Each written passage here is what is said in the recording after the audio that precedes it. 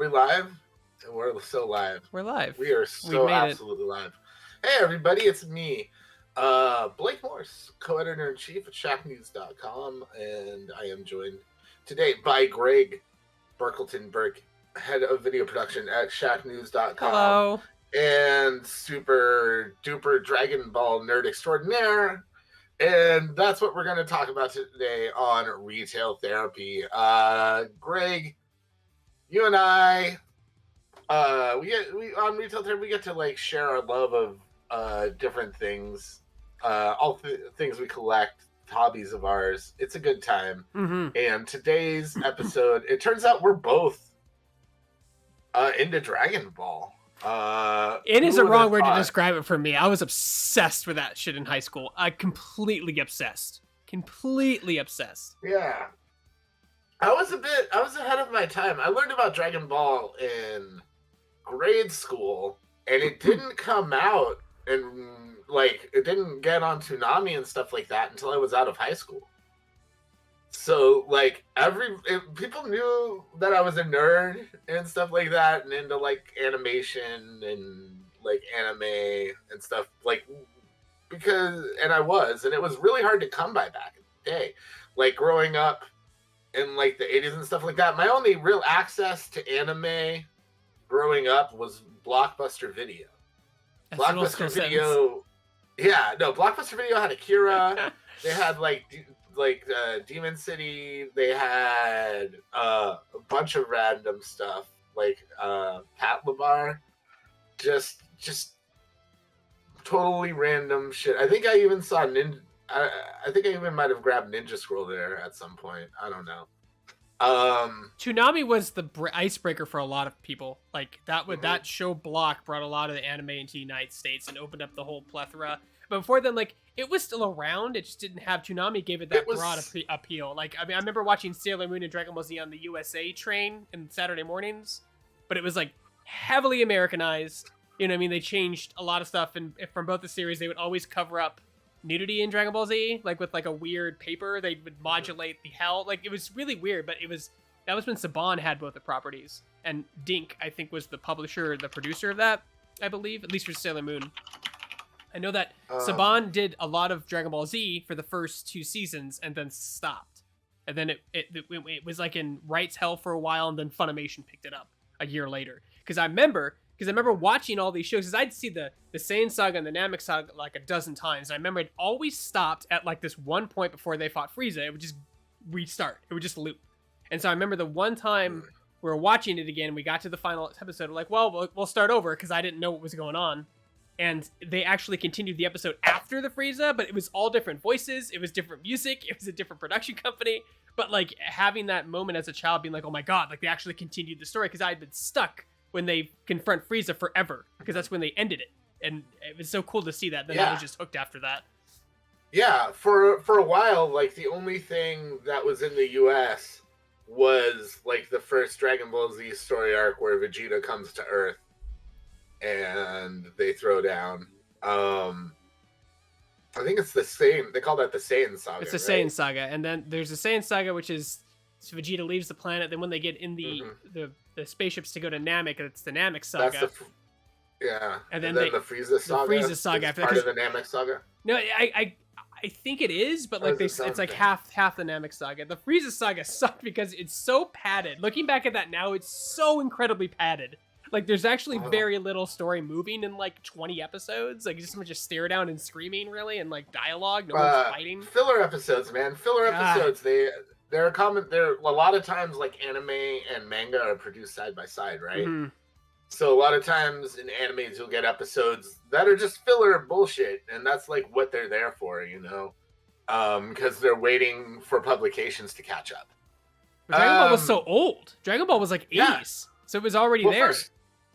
First there's Dragon Ball, the animated series, which was Dragon Ball, Dragon Ball Z, Sailor Moon. Those were 3 cartoons in particular that were like syndicated on like local stations, right? So they could be played random times, random days, depending on like what time they had to fill or something like that, right? So Sailor Moon started playing in afternoons on like one of my local TV stations, right? Yeah. And it started getting like a local following, and then they decided to cancel it. And like a friend of mine at the time, like actually started a petition to get them to keep it on and helped keep like anime on in like local networks for us, which I thought was kind of cool. Man, I remember the first time I actually saw an episode of Dragon Ball Z on like an American station. Like I flipped my shit. Like I got into like the way I got into Dragon Ball was there was a kid at my school from Korea, and he had a bunch of Dragon Ball stuff. And like I was immediately taken in by the art style, Akira Toriyama, like his animation style, like all of these like big badass dudes with like crazy ass spiky hair. Yeah. You know, I got into it, and it was like impossible to really find anything like that. I remember like a local video game store of mine was able to import the Super Famicom games, and that's sort of the first Dragon Ball stuff I ever got, right? And now the carts that I bought back in the day, they cost me like $80, and like I had to get them imported. I lent some of my games to a friend of mine, and they got destroyed in the flood. So I don't have my original ones, but when I went to Japan, I rebought the Super Famicom games. Oh, wow. Yeah, they were a lot cheaper in Japan. This is like $15. Do you remember the only way to get those, and this is even going to date us even older, is Funko Land. Like Funko Land, they had a pamphlet. No. And like for weird regulation rules, they couldn't show you pictures, but they had a list of games that they had, and you go down, you scroll down to be in alphabetical order, and you'd see Dragon Ball, Dragon Ball Z, Dragon Ball whatever, and it would say Super Nintendo or PlayStation or whatever, and you could get them, and they were insanely expensive. And I remember buying like Legends and Ultimate Battle 22 and Final Bout, and like but they were really expensive, and I had to get longer. But I was so desperate for anything Dragon Ball because it's not like how it is now, where like they have like a 10-year plan of merchandising and games. They had to, it was like a slower waiting period of will this translate to the US? Should we do something with it? No. And when it came out and it exploded, there was nothing out here in the US if you liked Dragon Ball Z. Absolutely nothing. Yeah. No toys, no games, no nothing. Yeah, well, there was Dragon Ball GT on the PlayStation 2. Oh god, GT, I didn't know about GT. GT was so bad. Oh no, it was horrible. I wish I had a copy though. Is that Final Bout? Is that what you're talking about? Final Bout, GT, Dragon Ball GT Final Bout. That was one of the first. Yeah, that they did release that in the US. I remember, and it was like you're so. I don't think it holds up well now, but you're so desperate for Dragon Ball media at that point. You're just like, I'll take anything. Give me anything. Yeah, sure. What's GT? I don't care. I can do Kamehameha. That's all I care about.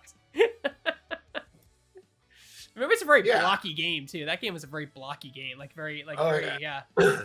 Super polygonal. Yeah. Like ridiculous. Yeah, but it was really to our point. It was like there was no Dragon Ball stuff anywhere, right? Like I think I also got some stuff in Chinatown and Japantown and San Francisco at some point. Like I found some very bad knockoff figures and bought them all, and like half of them immediately broke.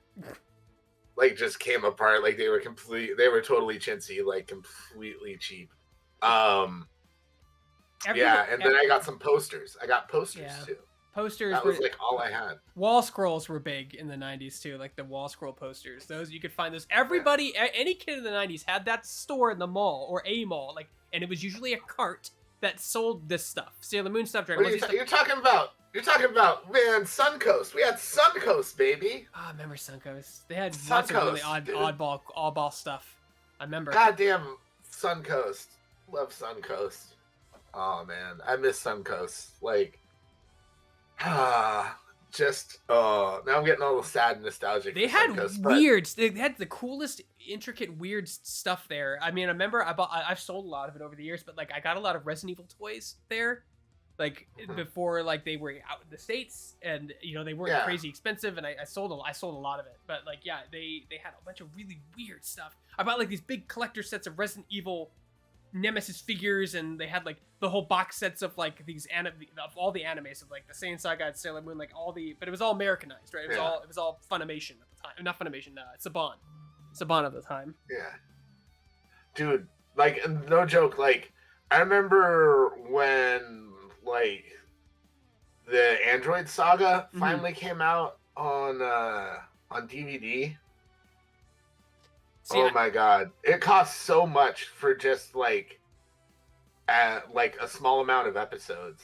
it's Right? it's It $20 was stupid. for like 3 or 4 episodes, and like they would release them once a month, and they would release them before they aired. So it was a really clever way Funimation did it, where like when they released the tape publicly first, and then they'd air it on Toonami or whatever, Cartoon Network, whatever was at the time, a couple weeks later. So if you wanted to get it early, or you didn't have cable, or people on the West Coast, you'll feel this, Blake, like cable companies only had one time zone, EST. So everything would air when we're at school, and we'd get screwed over.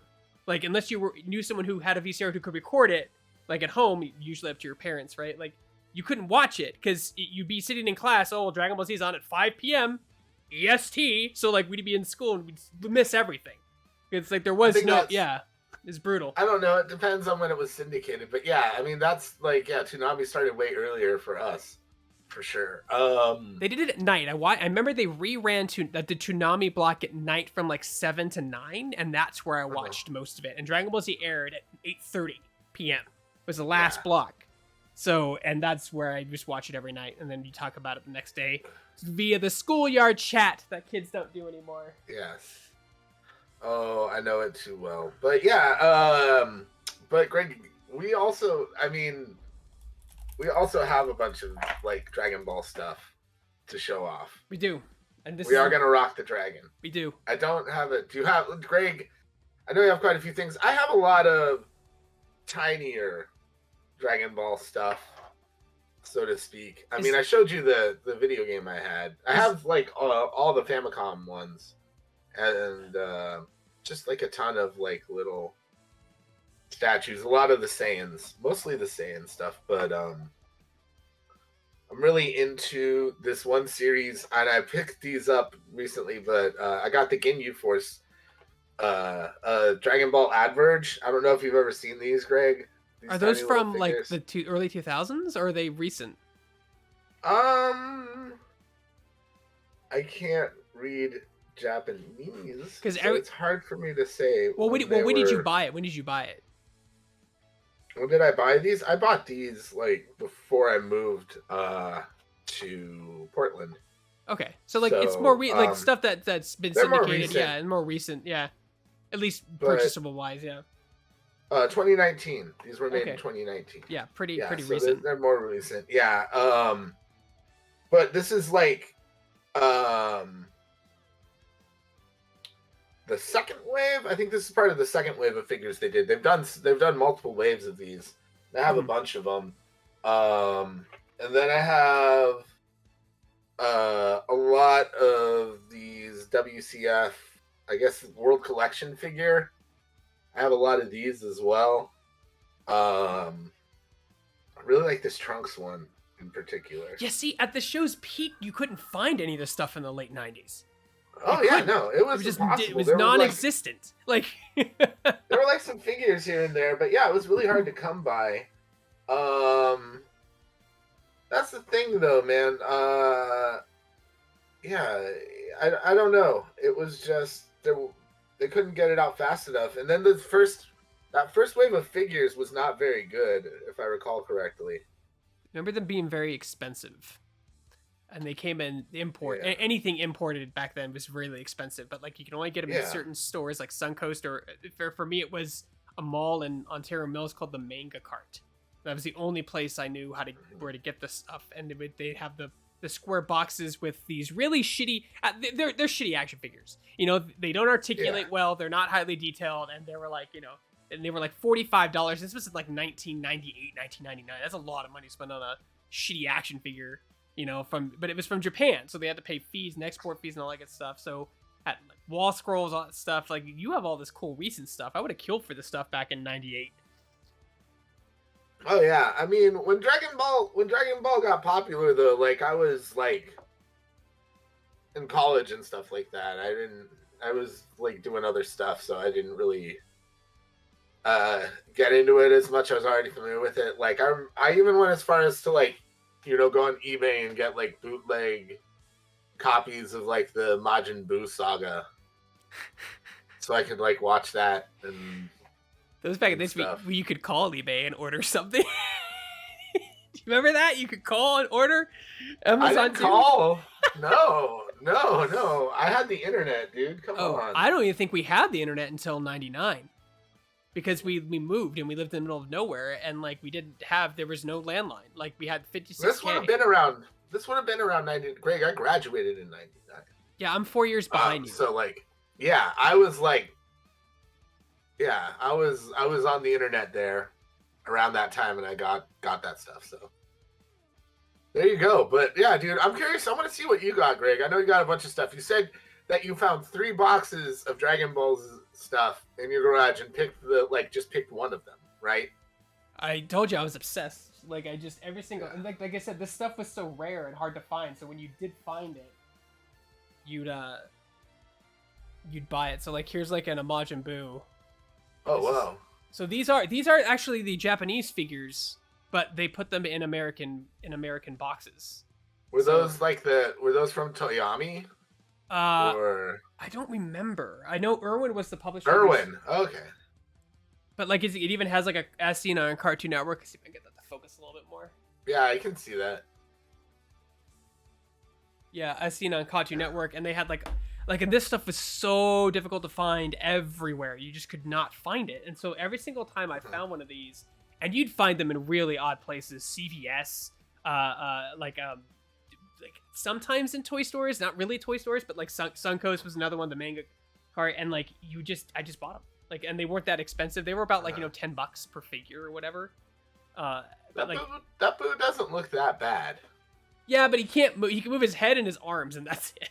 Like you can't really action. It's like field goal, arms up, arms down, arms straight, right? He's gonna give you a hug, kick a field goal, or have him by the side. That's basically the thing. And then this is many years later. This is like several years later.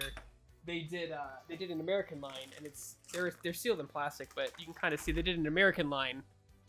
Now, these are not Japanese. These are like a weird American-made toy line. I forget who makes them. Let's see. Say Irwin. They don't even say. Let's see. Irwin again. But these were all the American toys. Like these were not Japan exclusives. These were made specifically for the U.S. Yeah, little more detail, more articulation. Yeah, as it got expensive. And again, really, you could find these at like KB Toys and stuff. Like these were pretty common, and I got quite a few of them.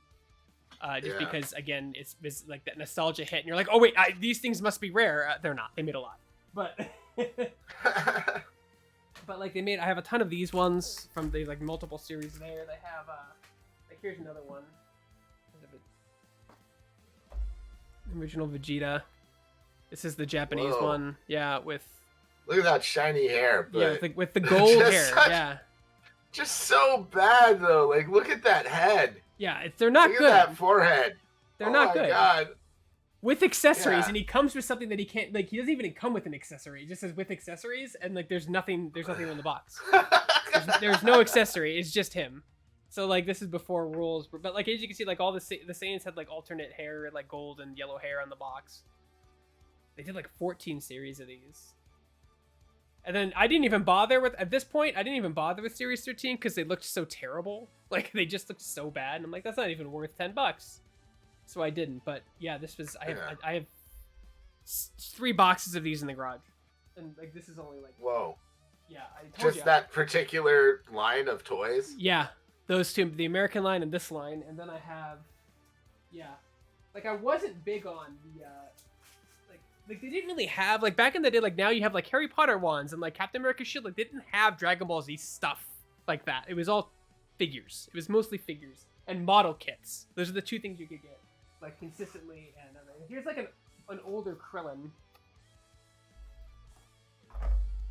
Oh wow, and it's like what's crazy is it's like the end of the show Krillin. Yeah, it's the Majin Buu saga Krillin. Yeah. And like he comes with a gun, and it's like he can't even hold the gun. Like he doesn't have. Look at that gun. That gun is from another toy line for a larger character. It was really, really weird, the stuff that they did for this stuff. What's weird is they gave him the eyeball imprints. Like if you look at the character, it's like the parts that would be painted in white are like on the character. And I mean, this was like, I want to say 2000, like I want to say. Oh man, I wish I knew where my figure arts Krillin was. I would love to show you that, Greg. I can find. Have you seen the SH figure arts? Yeah, the Dragon Ball Z stuff has gotten madly insane. Like it's like articulation, super detail. They've made like 42-inch statues, like super dynamic statues. This was 99. This was 99. This was like this is right where I started to lose interest because I've been following it for like several years, and I don't know. I just kind of grew out of it. As sometimes burn out on it. Hobbies tend to do. But like, I mean, I even have in another box. There was a trading card game that they made in the late 90s. Oh, the trading card game is like blowing up again. It's a different one. It's slightly different though. It's different. It's different, but but it's same concept. But like, I was really good at that game. I was really good at that game. I did a lot of local tournaments, like and I got invited to my first Comic-Con was like 98, I think, or 99, where I got invited to like a semi-final Dragon Ball Z thing, and that's the only thing I did there. I did not know what Comic-Con was, and that was back in the day where I showed up and had to wait in line to get a ticket because I didn't get a ticket in advance, but no one cared in 1999. So there was still lots of lines, but like it took us 2 hours to get in, but like we got a ticket. We showed up, bought a ticket. I went to the conference room and I played, and I had to leave because I didn't know how long it was going to be. And my parents like, we got to go. And I just had to forfeit because I didn't realize it was like a 10 to 8 o'clock thing. I thought it was like a 10 to 3 thing or whatever. But like, yeah, it was a lot of fun memories of that game. I love that game so much. That's a great card game. If anyone's ever played it, it's a fantastic card game. I have all the cards too. They're in another box upstairs buried somewhere, but I have all the cards and all my decks that I used. I still kept all that stuff. Nice. Let's see. Do you have stuff that isn't those figures? That's what actually, you have something that you actually entertain people for a second. I'll be right back. All right, I guess I'll show off some of my stuff while you're gone. I have a lot of, like I said, tinier stuff from the WCF collection. These figures are I don't know, inexpensive. That's the thing, is I'll just buy small stuff because I can kind of tack it on there. Doesn't cost very much. And then also just like being in the Bay Area, having access to Japantown, you'll get a lot of import stuff that can be hard to find. So, for instance, I found these at a grocery store in Japantown, just down the corner from it. It's blind box, and there's a series of figures that you can find in there. Let's see what we got here. Looks like we got a little Gotenks. All right, let's bust this little dude out here. Check him out. These are little, I mean, they're obviously chibi, but look at this. The head on this dude is bigger than the entire figure. Look at that. That's a little malformed right there, to say the very least. I wonder what surprises Greg has in store for us. Coming up soon. I know it comes with a base. Thank goodness this thing comes with a base, because I do not think it would stand on its own, given its giant-headedness. But here we go.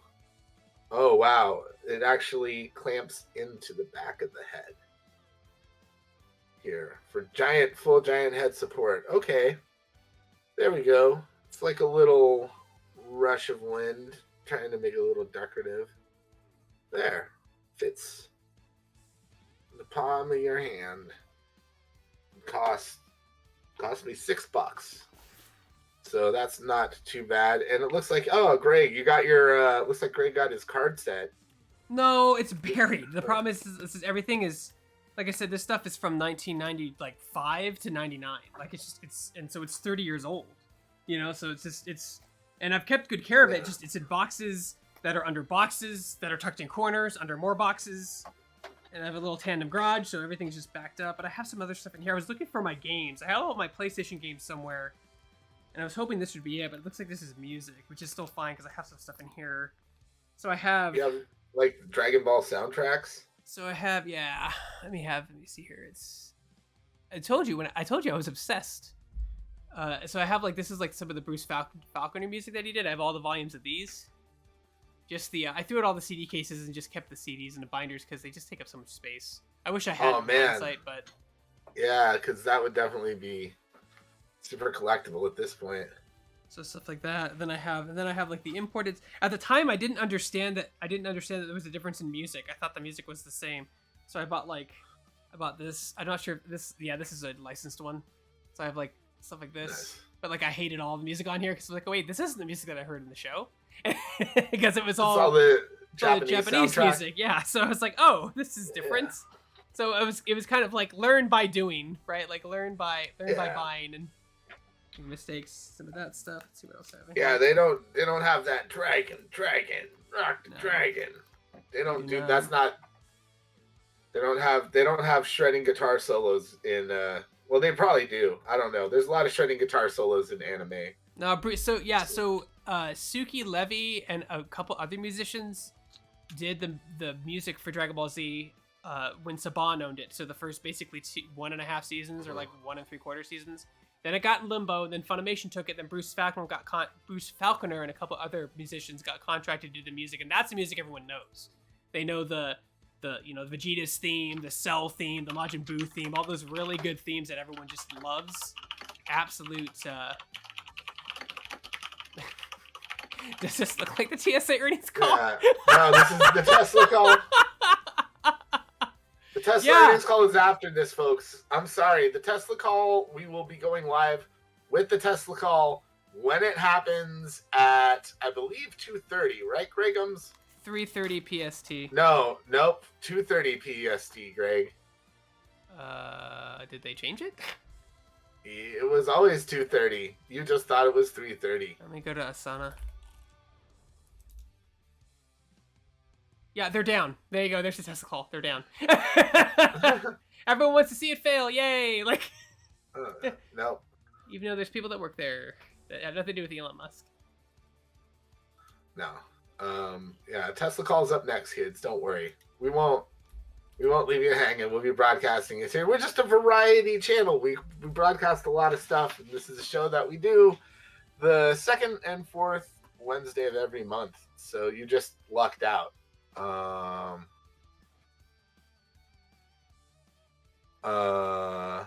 You just lucked out. Here you go. All right. Let's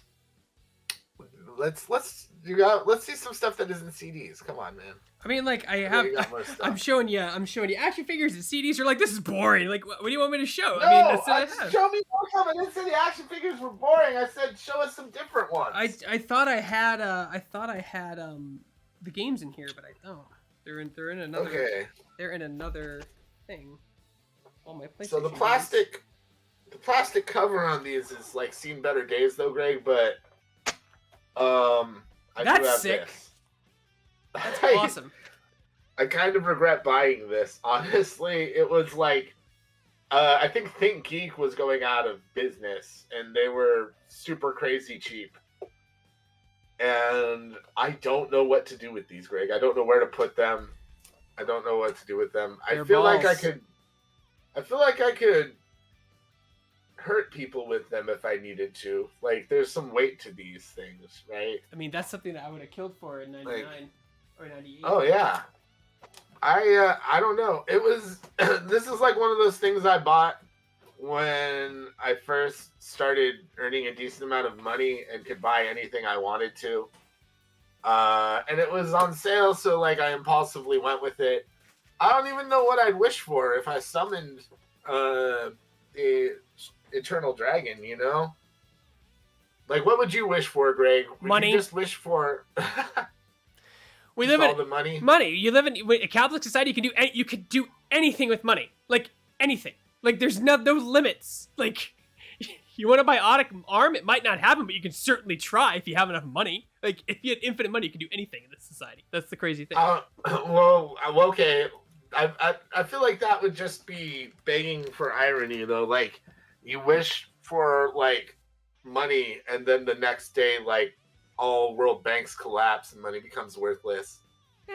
And agriculture, once again, becomes, like, the dominant trade tool. Right. Or in a zombie apocalypse, gunsmith or bullet maker becomes like the rock star profession. Yeah, shelter from zombies. Like, probably would have been a better wish at that point. There you go. Yeah, that's why it's tough to think of what to wish for, man. But yeah, no, those are kind of cool. Okay, this is also super nerdy. I don't have a lot of the so like one of Bandai does a line now called Dragon Stars World, and I don't know, the figures are somewhere between the ones that the US produced ones and the Japanese ones that you showed off, Greg. But this is another thing I bought because I saw it on clearance and was like, cool, just to display like some of the figures on. I thought this was a cool pickup right here. It's the place where they do all the world tournaments in the animated series. It is interactive, like it breaks and stuff like that. Like if you want to set up a diorama where like people are like falling into debris or something like that. But man, look at this freaking look at the collection, the wave of toys they have for this. Are those like the series that I have? No, they're slightly different. No, they're very slightly different. This is the series that's being made now, okay. And a lot of it's Build-A-Figure, right? Oh, the model kits? No, they're not model kits, but you know how Marvel Legends, like they have parts to build a figure, like each figure you buy in that series has a part that makes a larger figure or chase figure. You know what I'm talking about, Greg? Yeah. Hasbro does it, yeah. Multiple parts, arm, head, torso, yeah. Yeah. They do that with the modern Dragon Ball figures. So I was trying to buy all the ones that had the Shenlong, the dragon, but I could not do it. I think the one thing that I really want in my collection that I don't have is a Shenlong dragon. This was also a series like these are little blind box diorama figures. I don't know which one's in here. This is what, Bardock? I want to say this is Goku's dad, right? Yeah, Bardock. That's his Bardock. Yeah. All right.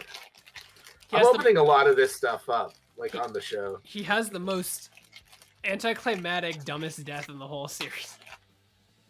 He's like betrayed by like the King of Saiyans, right? Yeah. He finds out that they sold him out and that Frieza's going to destroy the planet. So he flies up there and he's like, "We don't work for you anymore." And he like makes a tennis-sized ball energy and throws it at her. I'm like, "What's that going to do?" And he just, oh, that's cool. Yeah, I really like the details on these. There was like a 4-figure blind box set, and I just lucked out and was able to get all 4 figures. I think is that Broly? I think that might be Broly.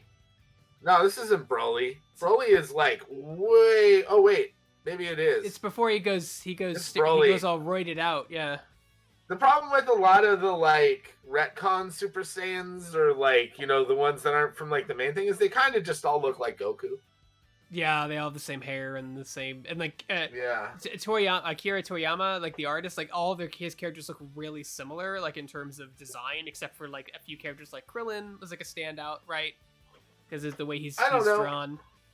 I think Toriyama's characters are like fairly eclectic. No, he's great. He was a great animator, and he knew how to draw it and convey action very well, and that's one of the biggest things that was missing from the reboot of Dragon Ball Z, Dragon Ball Super. It's just not the same. It's just not him. Oh no, Dragon Ball Super is great. You're talking about Dragon Ball GT. No, Dragon Ball GT was like pretty universally panned. It tried to go back to the Dragon Ball roots and add like humor, but then it tried to implement the action of Dragon Ball Z, and it was really out there because it was the same premise, right? Except it was Goku in space. They even turn him into a kid again, and they're like, "Oh, you're going to look for Dragon." It's just like the original series, but it's just like at that time, Dragon Ball was the new bar, and that's what people wanted. They didn't want to go back to the silly zany Dragon Ball. I mean, people like the silly zany Dragon Ball kid stuff, but I was like, nah, Dragon Ball Z fighting. Kamehamehas, energy beams, you know what I mean? Like, that's where it was at. Yeah. I mean, even the way that, I don't know, the way that Dragon Ball ended originally was a little silly. Where, like, Boo is reincarnated. Oh, to Oob? Yeah, it was really, it was a weird, it was not a great show. I mean, No, that was Dragon, that's the end of Dragon Ball Z, man. That's like how Dragon Ball Z ends, with the tournament with Oob. I think it just ends. Like it just after that tournament, it just ends, and then they go into GT, and GT was terrible, and then there was a long hiatus, and then they did Super, and like I don't know, call me crazy. I didn't care. I tried to get into Super, but like I don't know, like there was just too many elements that didn't line up for me. Just the music didn't line up. I think the action sequences weren't that great when compared to I don't know about that, man. When compared to Toyama's action sequences. Nah, dude. I mean, have you seen the Broly movie that they put out a little while ago? I saw the fight scenes with it. That was insanely good. That was the thing about Dragon Ball. It kept getting bigger and bigger, where the point where like beams were like the size of planets at the ends. Like it was just like ridiculous. The thing they got rid of in like the newer versions of Dragon Ball and Super that I appreciate is the filler isn't there, so the fights are way more intense, and it's way more about the fights than them standing there thinking about it. Like, you still get those conversations and stuff like that a lot, but I mean, towards the end of it, it's just all out brawls, because it's like universes competing to stay alive, and there's tons of different fighters on the field, all competing at once. It goes crazy. Like, I think Super has some of the best fighting sequences in all of Dragon Ball. Personally. That's just my take on it, Greg. I would give Dragon Ball Super a fair shake. Just because it's like a couple movies that are like parsed into the first dozen or so episodes, like the first couple dozen episodes. And then it just becomes more of a series. I watched up to when Frieza comes back and becomes like Golden Frieza, and then I just teetered. My interest just teetered off. I didn't watch the Interdimensional Tournament. I didn't watch any of the movies. Oh, the Interdimensional Tournament is good, man. I'm telling you, that stuff is super fun. That's like to me like some of the best Dragon Ball stuff out there. And I don't know, I gotta say, like, you know, as cool as spiky, like, blonde hair is, like, shiny blue hair, like, I kind of like the blue hair better. I've had blue hair. I can relate to the blue hair. I guess I've had blonde hair, too, as I had to bleach my hair in order to have blue hair. But, he goes blue now, he goes white now, and he goes red now. Like, there's so many different, it always was anime, but I guess as a kid, I didn't really notice that stuff until I got older. Didn't notice just how it's always like, oh, you've got to reach real ultimate power in order to beat the bad guy. Oh, you reached real ultimate power, but there's more power out there. Yeah. I think after like level 3, I start to teeter off interest. I'm like, you're level 3 Super Saiyan, but I'm level 50. I'm like, what? There's 47 more. I'm like, oh my god. Like, I thought Super Saiyan Blue was the ultimate form. No, that's Super Saiyan God. And you're like, that's Super Saiyan God, and then there's like, there's Red, Instinct. And then Ultra Instinct is the real God. I'm like, no, Red is before Blue, I think. I'm so confused. See, I don't know. That's all Super thing. Like the Ultra Instinct and the Blue, that's all Super, right? That's Dragon Ball Z stopped at 3, right? Like Super Saiyan level 3 was the last form they had, I believe. And Super Saiyan 4. Right? In GT, but I don't count GT. In GT, yeah. No, Super Saiyan 4 got retconned. But yeah, Super Saiyan 3, I think, like, long hair was was the modifier Yeah, for Super Saiyan 3, right? And his face changed shape, and like he could only keep it for so long, like before he was like a fusion thing. Before it stopped, he could only keep it for like an hour or something. Well, that's fusion. No, No, Super Saiyan... that's if Vegeta and Goku fuse. Yeah, that's the fusion dance. But 3, that's they can only stay that way for an hour. Yeah, but 3 also had limitations. He couldn't stay in it permanently. It was. There's differences to each form. Like one is like more powerful, one is faster, one has more. One like burns more ki energy, or something like that. There's a bunch of. I don't know. I can't remember what the rules are of everything here. Toward the end of the Cell Saga, I'm just gonna keep opening up these boxes here. People got so beefy, it was like ridiculous. like as Toyama's style as the series evolved, so I would say Cell Saga's like peak, like their like body, but they all look like Broly. Like at that point, even Krillin, like they're all like fucking super buffy. And I think in Super they toned it back down again, but like it was getting ridiculous there for a while. Like the size of everybody, like they were all the Hulk, like they were just huge. I mean, maybe they were all the Hulk. They do get ripped, but Broly I feel like takes that to the extreme in a lot of ways. I don't know if that makes any sense. Well, Trunks was Broly in Cell Saga. Like they basically just, because he had the long hair like down to his thing, and he looked exactly like Broly. In fact, like Trunks and Broly don't look the same at all to me. I can show you. Show them off. Prove to me. Well, like so this is a rare find. This is a Broly, and he was super hard to find. He was in Series 12, and he was super hard to find in shelves. You couldn't find him anywhere. And he was only in the movie at the time, so like you couldn't really find him anywhere on top of that. But they also have like a yellow hair version, and trying to find official licensed version of these right now is very difficult because there's a lot of piracy and a lot of knockoffs that look the same, but like they're just slightly different in terms of detail or paint. But let me see if I can find.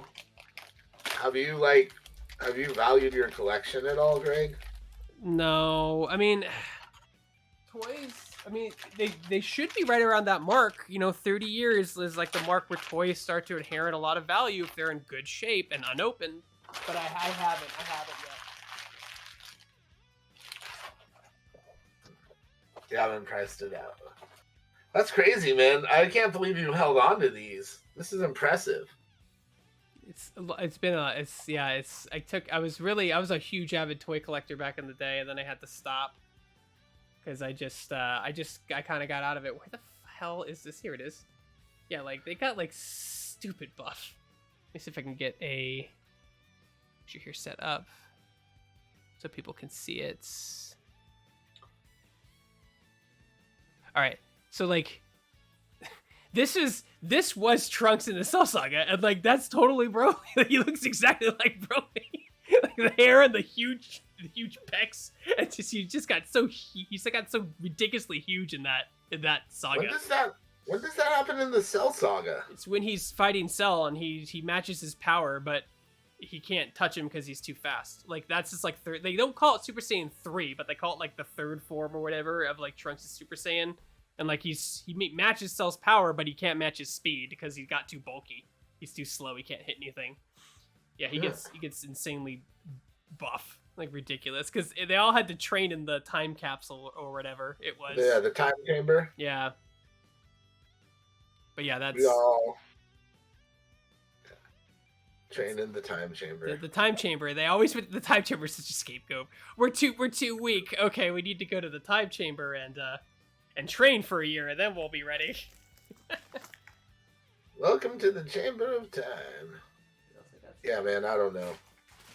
I didn't even realize it was Japanese for the longest time, because when I saw it, I was 12. Really? I was 12 when I first saw it, so like I didn't understand Japanese anime and what it was at the time. I didn't get it. I didn't understand what it was. I was just like, it's a show, didn't right? get it, man. Like as a kid, you're just like, oh, it's a cartoon, right? No one told me about what Japanese anime was. You know what I mean? Like, even though the name Toonami would imply it was anime, but I didn't understand. Having some real trouble getting this figure together. Okay. Oh my goodness. Greg, show us all your toys. Here's Piccolo. a series 1 Piccolo, I believe. Dragon Ball Z, the saga continues. The saga continues. Yeah, so when Saban had it, and here's a fun fact, the same person who did the music for Power Rangers, which I believe was Suki Levy and a couple other artists, did the music for the first 2 seasons of Dragon Ball. It has that, those are the guitar riffs you're talking about.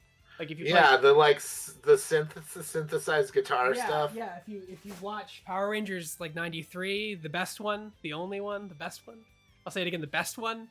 If you watch Power Rangers 93, like it's all the same, and Dragon Ball, like the first, there's so many similarities in that soundtrack. I don't think Suki Levy did all of it, but he definitely was involved with it. Yeah, for sure. Oh man. Yeah, basically.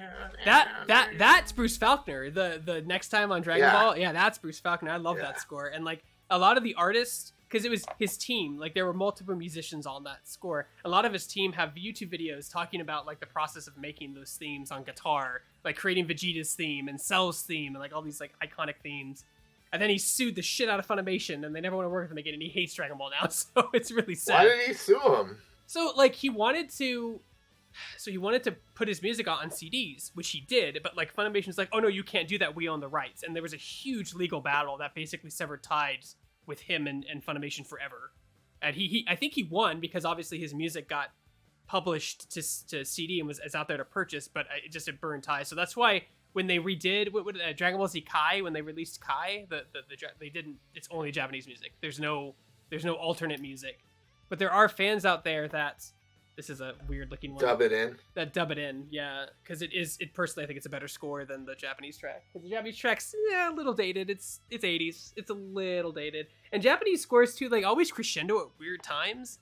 I think it's just a cultural thing. Like they would sit there and stare at each other. It would crescendo, then they'd get a reveal, but the crescendo was too soon.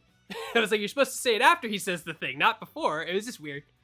That's a really old Gotenks, and these were. I think this might be a knockoff. Can you even get the robe onto that thing?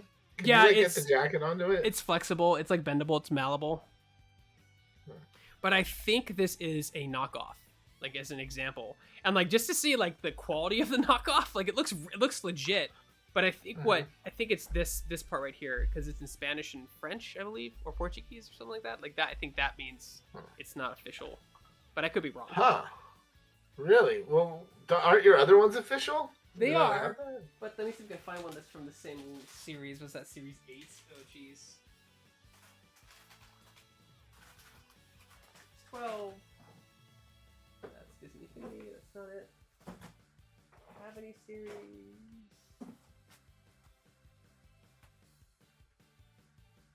So here we go. So like this isn't it. Like I don't know. So this is like a series 4. It might be legit. I don't know. So this is like a series 4. It is similar. Like everything's similar, but like they have different packaging. Like slightly different packaging. Like look at the bottom. The bottom has like words and this one doesn't, right? And even though it's an older series, it's only series 4, it's series 8. So I'm not sure. I have the imported ones somewhere in the garage. I have imported ones too. Where those are.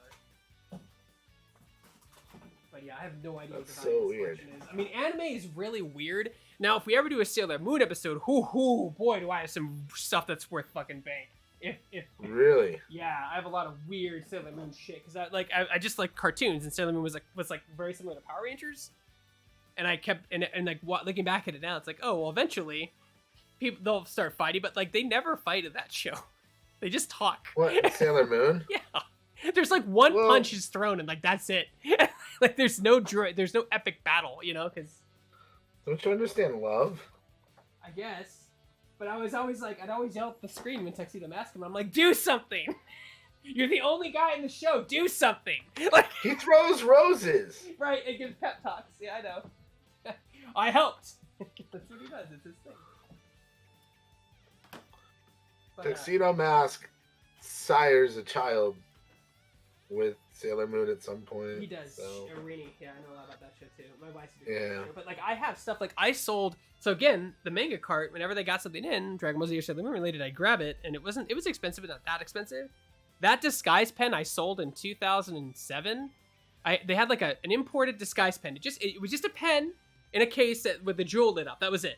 Because she used that disguise pen, which incidentally would be really fun for roleplay.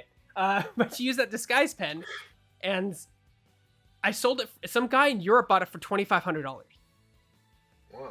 I put it on eBay because I was out of a job at the time and I was trying to get my collection down. And I like started the bid at like $100, and then like 7 days later it was $2,500. Wow. And it was the most expensive thing I've ever sold on eBay. Damn. Like Sailor Moon stuff's worth, if you have legit Sailor Moon shit, that stuff's hitting that perfect range right now where it's bank. If it's imported and original, it's worth a lot. Worth quite a lot. Like Nicole doesn't want me to sell anything else because she really liked I have a moon locket. It's an actual real music box. It's a legit, really? It's not digital, it's an analog music box. And I think the last time I saw it on eBay it was $5,000. Because you can't find them anymore. Yeah, you can't find them anymore. So that's weird shit. That's insane. Dude. Well, let's see what else you've got here, Gregums. Oh, I got the figures together. I freaking did it. Oh, yeah, those things were cool. I had some Kingdom Hearts ones that were like that. But yeah, they're a pain to put together. Oh my god, it was so tough to like get them attached. But now they're in love. They'll be together forever. I might have put this together backwards, actually, now that I'm thinking about it. No! I don't know why there's a clip down here. Weird. Maybe I didn't do it right. Huh. I thought I did. It's standing. Whatever. I'm not gonna question it. There I had to glue some of those ones. I had to glue them in. I want to call them key arts. There's like a company that makes them. I think called Key Art or something back in the day. So here's another show. What year is this? This ones are 1990. This has got to be like 2000 something. I am just. This is 2000. So they have. This is like a Krillin, and you really just Krillin. But they like you can tell like the evolution of the figures is like they're not just using the. Oh my god, those eyes are so bad though. Yeah, they're really bad. Like okay, he's cross-eyed and they're not even lined up, and Krillin doesn't have eye white. No. Like yeah, he's got Barney Rubble eyes. That's how you can tell it was like American made. Because they're not. And then here's some of the other ones in the set, but you can kind of see the action figures evolving from the Japanese ones. Oh man, everybody wanted that Chi-Chi action figure, I bet. Yep, nothing says like, hardcore action like Chi-Chi. Chi-Chi. King Kai? Nice. And Bubbles, based off the Michael Jackson monkey. With Bubbles, yeah. I've got Bubbles. I'm the King Kai Goku. I asked the guy who voiced Goku, is it Sean Black or something? Sean something, who voices Goku in the series. I asked him, like, have you ever ordered a pizza like King Kai's voice or something, like throw people off? I'll have a double pepperoni. Yes, I'll take the sausage pizza, please. Yeah, exactly, yeah. Yes, with extra senzu beans. Yeah. Oh, the senzu beans. Senzu beans, man. Speaking of senzu beans, let me see. Where are they? Oh. I know I grabbed them. Where did I put them? I grabbed a bunch of stuff. I was like, kind of didn't realize how much Dragon Ball stuff I had. And then I was like, oh man, I don't have everything like unpacked from moving still. And yet I was able to just grab a crap ton of stuff. Here's some other statues I bought. The Chibi Masters. These are put out by Toei. TOEI. Just more tiny little Dragon Ball statues, I guess. But speaking of senzus, where the frick did I put those freaking senzus? I have some senzu beans. I don't know if you ever watched the Dragon Ball Abridged stuff that company put out. That stuff's great. It's like brilliantly done, and they were fighting that for a long time, the rights issues for parody. But it's There's some great like inside jokes in that show. Have you ever seen Abridged where they redub it? They cut up the episodes and they redub them. No, I don't think I have. I've never seen Abridged. They take the Saiyan saga all the way to the Cell games, and they cut the episodes in half so they're shorter. They're like 8 minutes, and they just redub everything. And it's hilarious. Like there's the running joke about like Gohan never dodges, so like they always are like, Gohan, you gotta learn how to dodge, and then like to the whole show, like Gohan's just standing there ready to take the hit. Piccolo comes in, they're like, Piccolo, are you okay? Why didn't you dodge? He's like all crispy. He's like, oh, I hate you so much. All right, fruit flavored candy sour. See, this stuff I would have got crazy for in '99. Absolutely bonkers. When did I buy these? They have to have an expiration date. I mean, I guess it's candy, so I'm not gonna eat them though, Greg. I'm not gonna try it. Sugar is actually a really good preservative, and it keeps stuff good for a long time. Yeah, I mean they're unopened, and it is sugar, so technically it's probably safe. But I'm also a diabetic, so I'm not really. Watch you get sick on camera as you eat a sour. There's not. No, okay, these aren't actually that bad. There's really nothing in these. It's mostly just corn syrup. Dude, there's no corn syrup in these. Oh, are they from Japan? Because if they're from Japan, if like imported candy, then yeah, they probably don't have corn syrup. Because corn syrup is like illegal in so many countries other than this one. They're made in China. They're licensed by Funimation, and they're distributed by Boston AmeriCorp. We just do the distributive. They're wicked awesome. They distributed it. Oh man, so yeah, these here's more. Here's like the Wave 13 Adverge figures. I was showing off some of those earlier, as you can see. Yeah, I honestly, Greg, more so than I really like the designs of the Saiyans and stuff like that. So most of the stuff that I buy is them. I know I have a Hercule figure from the Adverge series somewhere, and I really like it. Oh, here's a red-haired Vegeta. There you go, Greg. What power level is that? God, I don't. The power levels are so bullshit. They're all bullshit. Yeah, I mean it's over 9,000 at least. I would imagine. Incidentally, an improvised line on top of that. What? An improvised line. That wasn't the correct line. It was a different line, apparently. What was the original line? I think it was like 7,000 or 8,000 or something. It wasn't 9,000. Like that was it was a miss in translation. The original voice of Vegeta had said it. I think they say it in Kai. They say the correct line in Kai, or they keep it. I don't know. I remember there was controversial that line when it came out, like years later. They're like, oh, it wasn't actually 9,000. The script was like 5 or whatever. But power levels were so bullshit. Even the I think Akira Toriyama was like, yeah, power levels are stupid. Like he even said like they're dumb. Like there's no way to gauge it. Here we have. Well, whatever. We have Kid Gohan. Kid Gohan. Like these are the Japanese. So these were Japanese toys that they just put in American packaging. So yeah. I don't know, man. They're so cheap, even for like that time period. Like I think that's what kind of kept me away when they finally came to America. Like I remember seeing some of the toys and be like, oh wow, they really phoning this one in, huh? Well, they weren't that expensive. Like, I mean, this I think was $8. Like it wasn't. Those toys could have been an email, Greg. I know, right? Like, but they weren't. I mean, remember they weren't like stupid expensive. Like now they have those masterpiece things that you can get on like those like Big Bad Toy Store and stuff, and they're like $120 and have like 900 points of articulation and come with like 7 different faces, 8 different sets of hair. You know, like they've gone insane. Like that's much higher quality than what these are. I wish I had the figure arts ones on hand to show you. I'm gonna actually look in my little cabinet of curiosities here and see if I happen to have one in here. Pretty sure I don't. No, this is full of Gundams. Gundam. That was something I missed the train on. I missed the train on Gundam.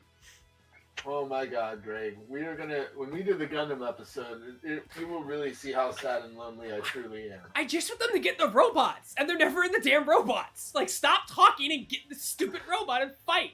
Like, I don't care. You have to give it. I don't care. Wow. My friend tried to show me that, and it's ironic because DBZ has the same problem. Like, it's just like, stop talking and fight. You need that filler. You need that filler, buddy. I'm telling you. It's important. I am thoroughly impressed by how complete your collection is, Greg. Like, is your collection complete of these Dragon Ball Z, like the original import figures? Like, do you have all of them? I have 3 boxes worth. Like, you have all the main characters, you have the side ones, you have a Broly. I have most of them up to Series 13. I'm probably missing like 1 or 2 oddball ones. Here's a gold hair Vegito. And like, remember what's crazy is that like when this came out, we had no idea what the hell this was. Like, there was no Majin Buu saga at the time. Like, you know, like, yeah. So like who is this? Like, anytime you saw, and like you saw this too, like a lot of the stores that you went to in Suncoast, you'd see like these Saiyans, and you're like, who the hell are those people? Like, I've never seen them in the show. Like, who is Great Saiyan? Why is this guy wearing sunglasses, like a white bandana and a cape? Who is that? We didn't know who his Great Saiyan Man was. He had no. Yeah. I think he's in here actually. I'm gonna find him. There's a lot of characters like that, like a lot of the Kais that show up and stuff. I don't know. I thought I had him. Ah, I do. I knew I had him. Oh, you got him. Yeah. So I had Great no idea. Man. I had no idea who the hell this was. Like this, like no idea. I love that the glasses are like the accessory. Yeah. Like being able to take the sunglasses on and off. Oh my gosh. Honestly, out of all the figures you've shown so far, that one's probably the most accurate. Yeah, I had no idea. I think his cape's actually like inside this is. No, it sticks in the back. It's a peg in its back. I sometimes, if I could afford it, because I've been working since I was 15, because I like money. I realized I liked money, so I got a job earlier, so I buy stuff. This one, here's one that I'm not sure is official. So like, I grab, anytime, Broly was really hard to find. So like, any single time you found a Broly, you want to grab it. But like, he has yellow hair. And if you look on the back of the box, there's none of them with yellow hair.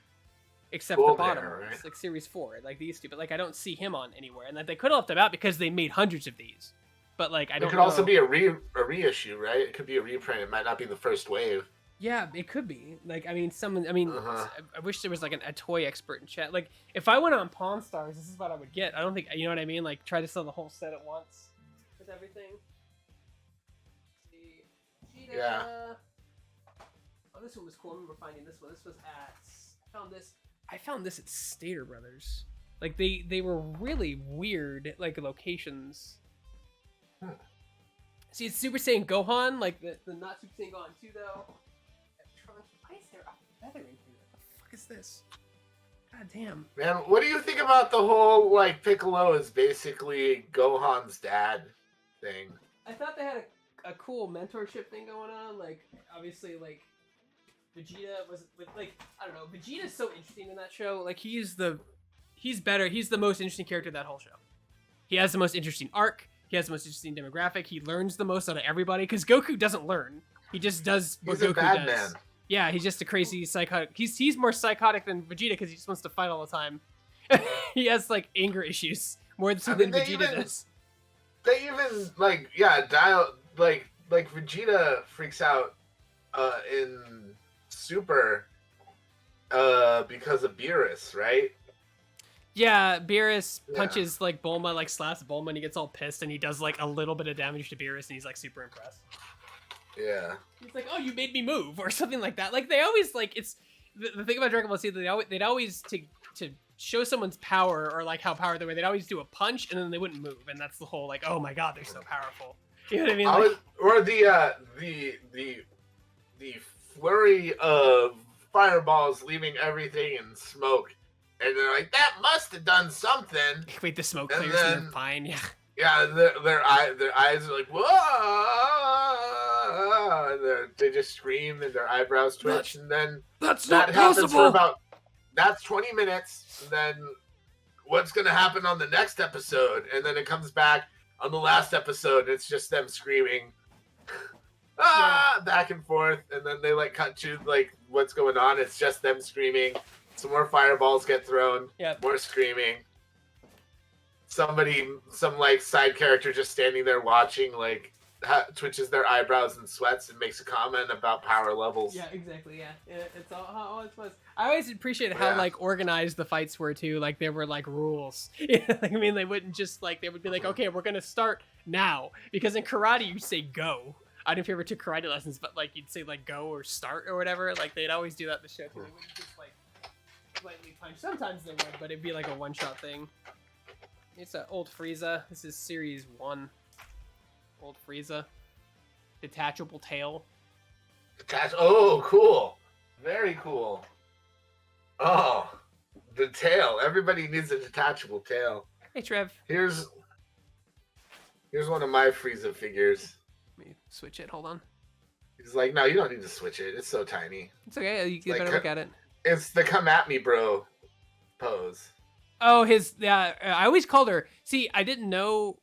They were like, oh, Frieza's a guy. And I'm like, what? So I already called her. I always thought she was a girl because, at the time in the 90s, she sounded a little feminine. So he sounded a little feminine. So I thought he was a girl. So I always thought Frieza was a girl. And I think they confirmed later they used the gender pronoun of he, him, I believe. So like it straightened it out. But yeah, the voice was out. In Dragon Ball FighterZ, that's his walk. He walks forward like that. He was one of my mains in Fighters. I used to play that. Man.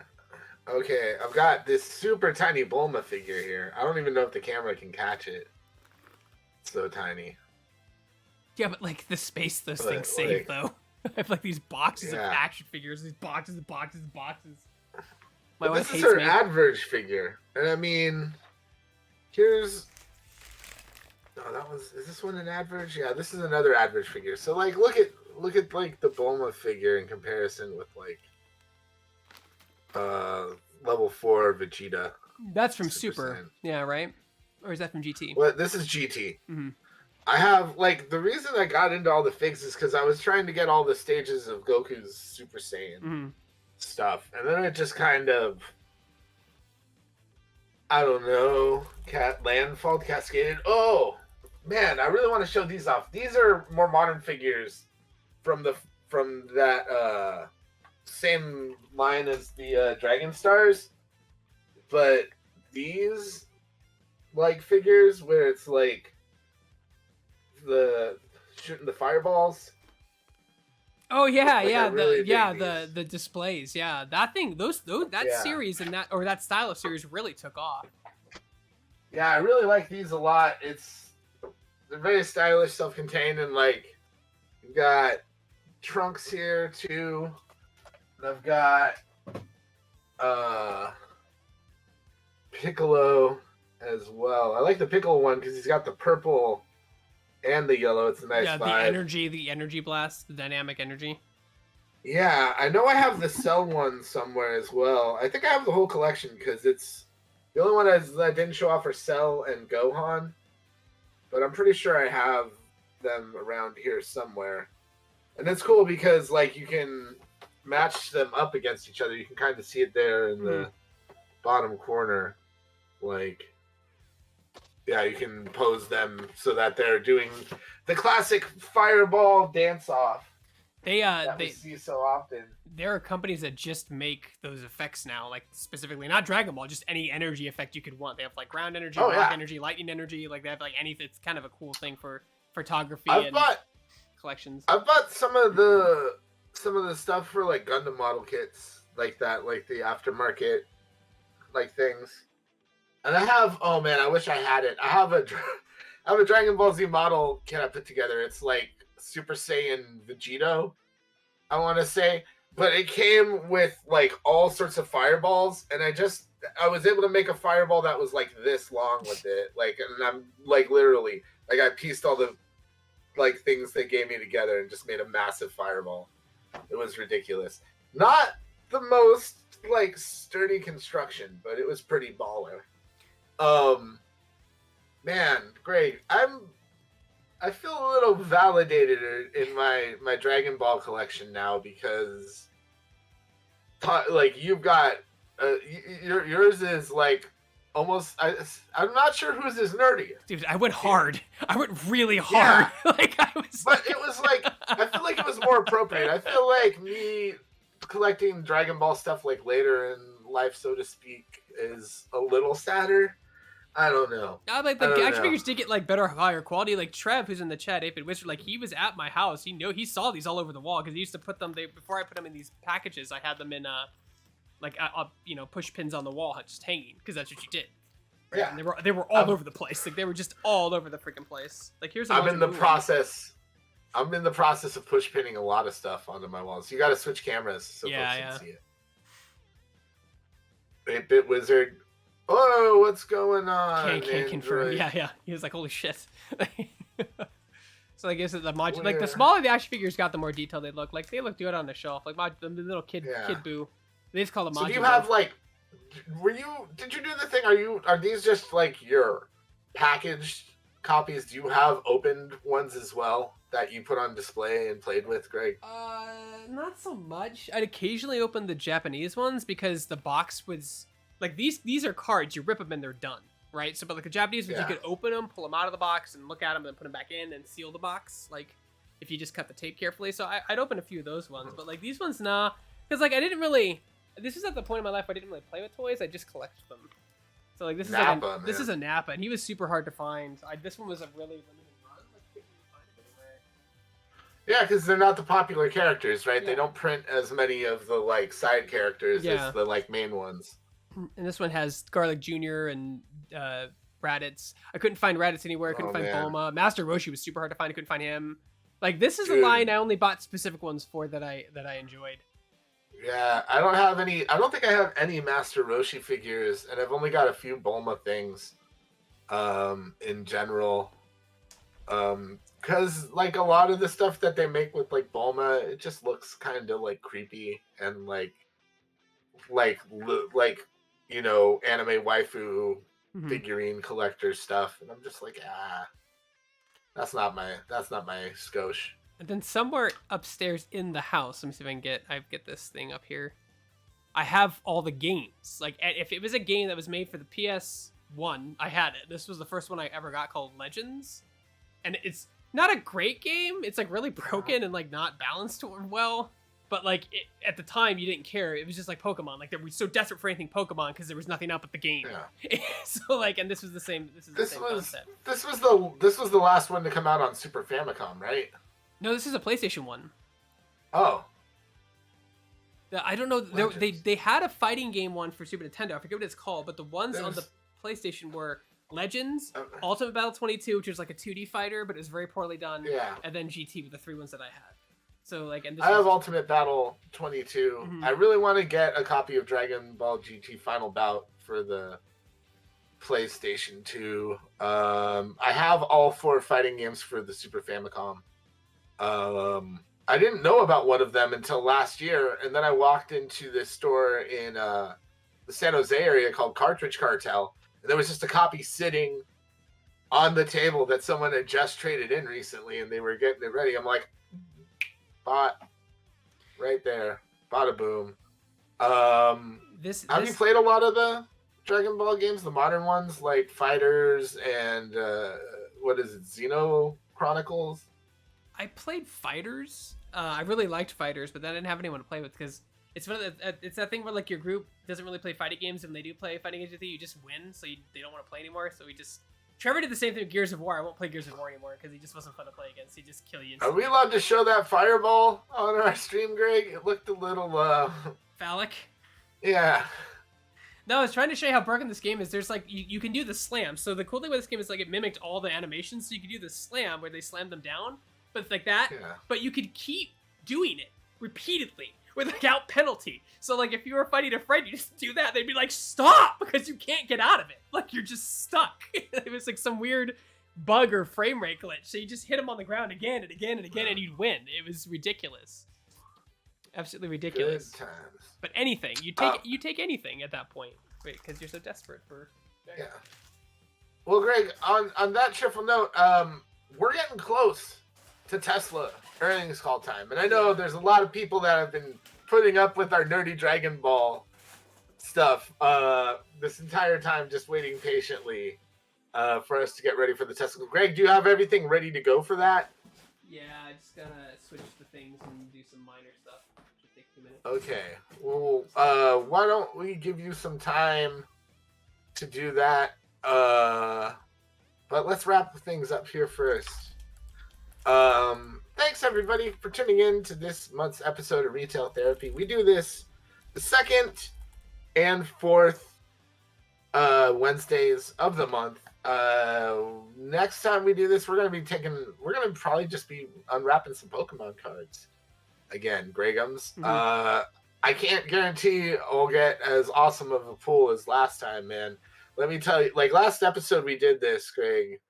You may recall I pulled like a very fancy card out of what I thought was a bunk eBay deal and came up. It was basically like that show where people buy like storage units, Storage Wars. It was like Storage Wars, but more exciting and intense. So if you like today's episode, we really appreciate you tuning in. If you haven't already, please give us a follow or a sub here on our Shacknews channel. We appreciate all the love and support. Of course, you can like us on Facebook. We're Shacknews there. You can follow us on Twitter. We're at Shacknews.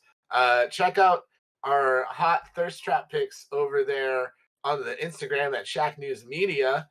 And Greg, you are always working so hard on them YouTube channels, Shacknews Games, Gamer Hub videos, putting up all sorts of content there. So please go check out our YouTubes and appreciate all of Greg's hard work. And Shacknews.com is the reason for the season. It's why we do what we do. You can catch all the latest news. We've got a bunch of Tesla stories up there right now, as a matter of fact, up on Shack News, because the earnings report came out. So you can catch all of, we've got several Tesla stories on our front page right now if you go to shacknews.com. And of course, Greg is going to be rocking the ones and twos in just a few here for the earnings call. So Greg, we're gonna call it a day here on Retail Therapy here. Stick around though. Greg's getting everything ready for the call, right, Gregums? Yep. Just gotta put the stock price up All for right. after hours, and then we're good to go.